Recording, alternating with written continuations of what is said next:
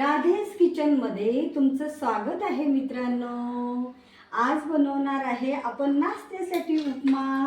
तर आपण एक वाटी रवा घेतलेला आहे, एका वाटीमध्ये साखर घेतली आहे, एका वाटीमध्ये शेंगदाणे घेतले आहे आणि हे टमाटर, कांदा, मिरची, सांबार आणि गोडनिवाचा पाला आपण चिरून घेतलेला आहे। तर आपण गॅसवर आता कढई ठेवलेली आहे, हा झारा घेतलेला आहे। आता आपण काय करणार तर गॅसला ऑन करणार। तर आता आपली कढई गरम झालेली आहे। तर मग यामध्ये आपण काय तर यामध्ये आपण आता तेल घालणार। तर आपण यामध्ये एक डवला तेल टाकूया आणि पुन्हा अर्धा डवला तेल टाकूया। ठीक आहे, याला आपण चांगलं गरम होऊ द्या। तर मग तेल गरम झालेलं आहे। तर मित्रांनो यामध्ये आपण मोहरी टाकणार, नंतर यामध्ये आपण कांदा आणि मिरची घालून घेणार, गोडनिंबाचा पाला घालून घेणार।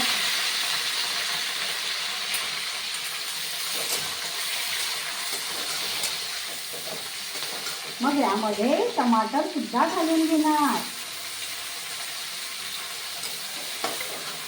बघू शकता तुम्ही। आणि हे सगळं मिश्रण घातल्यानंतर यामध्ये आपण थोडंसं मीठ घालणार। त्यात मीठ घालण्यामुळे काय होतं की टमाटर लवकर शिजल्या जातात। आता बघू शकता तुम्ही कांदा आणि टमाटर किती छान शिजलेले आहे। आपण थोडं मीठ घातल्यामुळे ते असं छान एकजीव झालेलं आहे। मग यामध्ये आपण टाकूया हळद आणि हळद टाकल्यानंतर यामध्ये टाकूया थोडंसं मीठ टाकूया चवीनुसार। त्यानंतर आपण टाकूया शेंगदाणे, त्यानंतर थोडीशी चवीपुरती साखर। टाकलाय ना सगळं? ठीक आहे। मग हे सगळं फिरवून घेऊया। मग हे सगळं असं परतून घ्यायचं आणि हे सगळं शिजल्यानंतर यामध्ये घालायचं पाणी।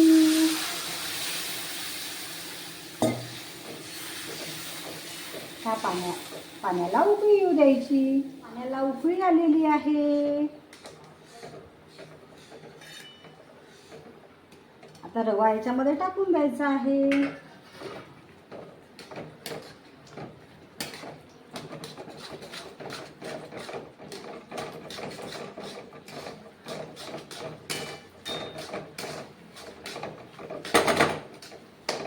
यामध्ये सांबार घालायचा आहे।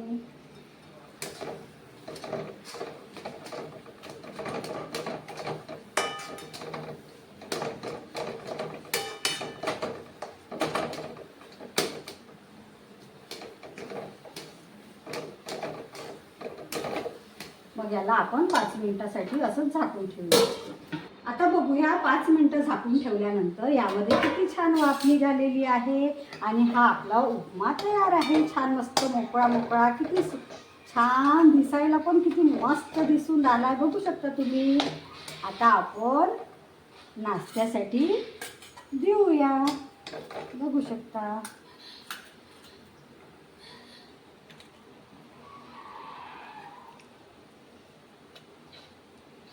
तर हा जर व्हिडिओ तुम्हाला आवडला असेल तर लाईक, शेअर, सबस्क्राईब करायला विसरू नका आणि बेल आयकॉनवर टच करायला विसरू नका। Thank you for watching.